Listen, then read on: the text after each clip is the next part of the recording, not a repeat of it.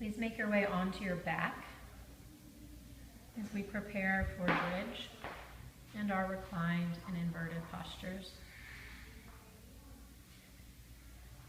Coming down onto your back, give yourself a moment to let the lower back and the earth become reacquainted. You could do this by simply bending the knees and having the feet planted flat. You could hug the knees inward and give yourself a little squeeze or a little rock. You could also drop the feet to the earth with knees bent and swish the knees side to side like windshield wipers on a car.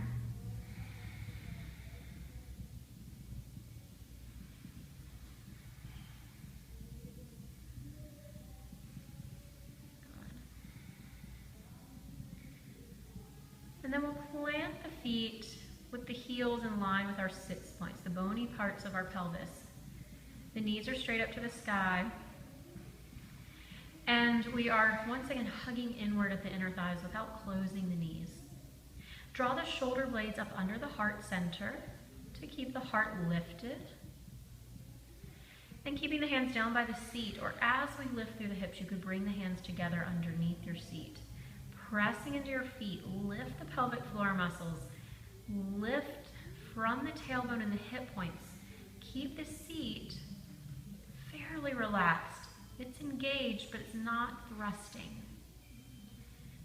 Hands could interlace under the seat here. Eyes are staying straight up to the sky so that we do not turn the head here and compromise the neck at all. Continue to remember that hugging inward at the inner thighs and the full contact of the foot against the earth to support you.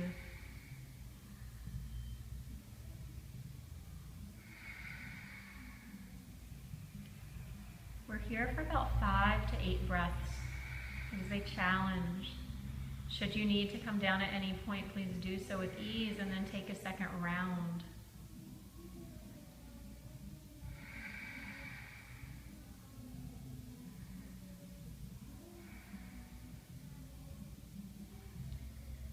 As you are ready to lower, move the shoulder blades out of the way first. Roll down the spine slowly, hugging inward at the inner thighs until the seat fully releases to the earth. After a breath or two in stillness, you can move back into that shape we started on the floor with, knees into the chest or knees swishing side to side.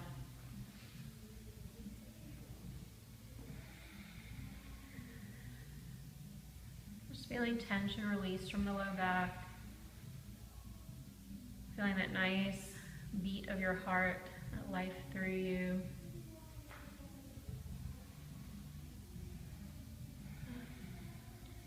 Hugging the knees in. Take the feet to the sky, legs long. You may begin our inversion practice here with legs in the air, or move to the wall and put your legs up the wall. We're moving into shoulder stand. Please do not practice shoulder stand if you've had any past neck injuries or head injuries. You may stay right here with legs in the air. Once again, move to the wall. An alternative inversion would also be happy baby, which Emily will demonstrate now by bending the knees to the rib cage and holding onto the sides of the feet, giving some nice decompression to the spine. Moving into shoulder stand, legs come back up straight. We use the hands for a little press into the earth to lift the hips, but we are also engaged through the core to get that lift through our hips. So taking the hips up, the feet go overhead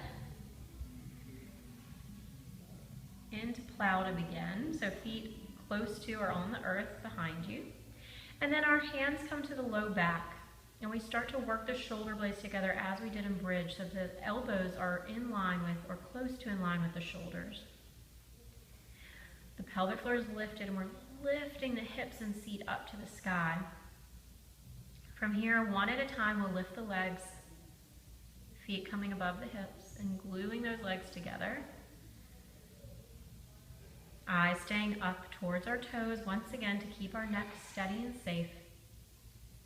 And you can play here with rolling the feet in circles, pedaling the feet, or simply staying here and breathing in stillness. The contraction of the neck muscles here, combined with the pressure of the chin against the chest, helps to stimulate our thyroid and parathyroid glands. They're really the regulators of the endocrine system.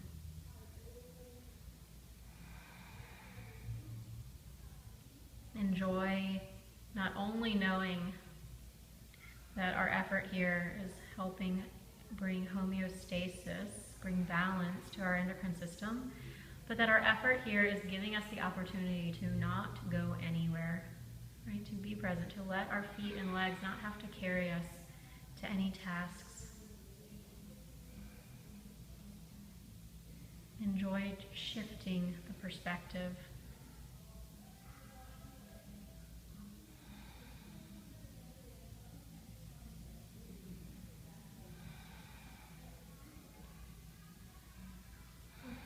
We typically remain in inversions a little longer than some other postures simply because we do not invert that frequently.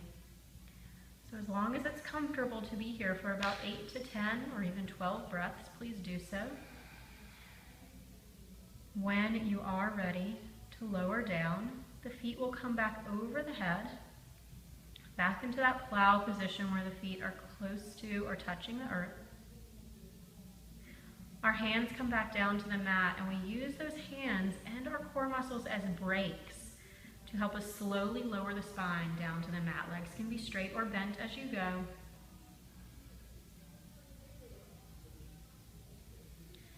We once again will bring the feet to the earth and open the knees wide in that bound angle position we found to start class.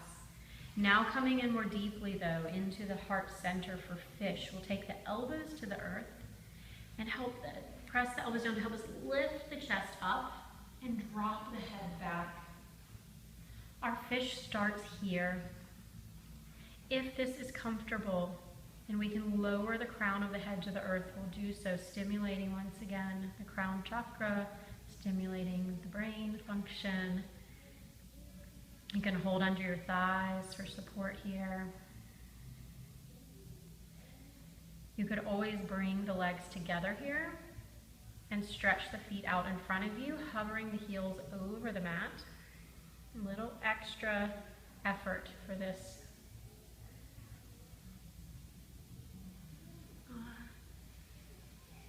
One more breath. To come out of this fish posture, engage the pelvic floor, lift back on elbows, and then relax the back of the head and chest down.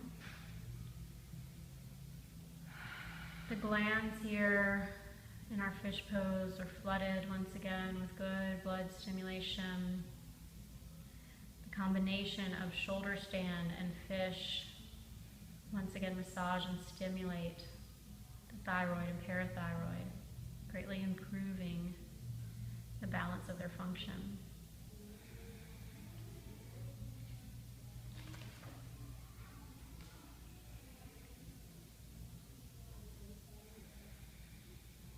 Good. After some moments of counter rest here from that deep heart opener, we'll once again hug our body in, give a little rock and roll to our back, both side to side and front to back, or top to bottom.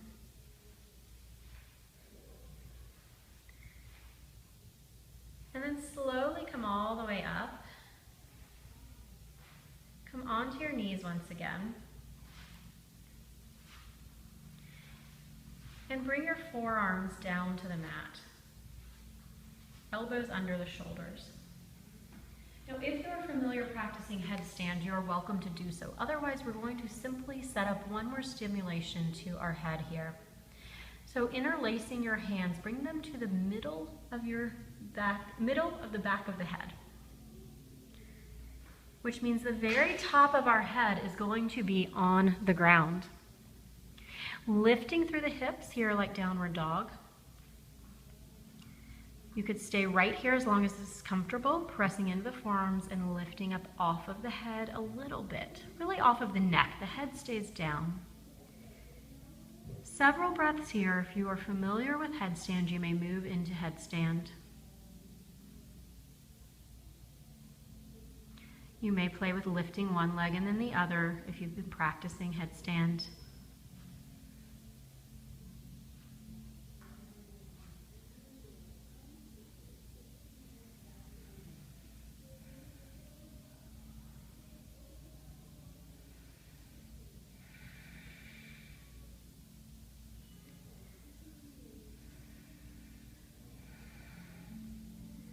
When you are ready to rest from this posture, please spend a few breaths in child's pose as a counter movement.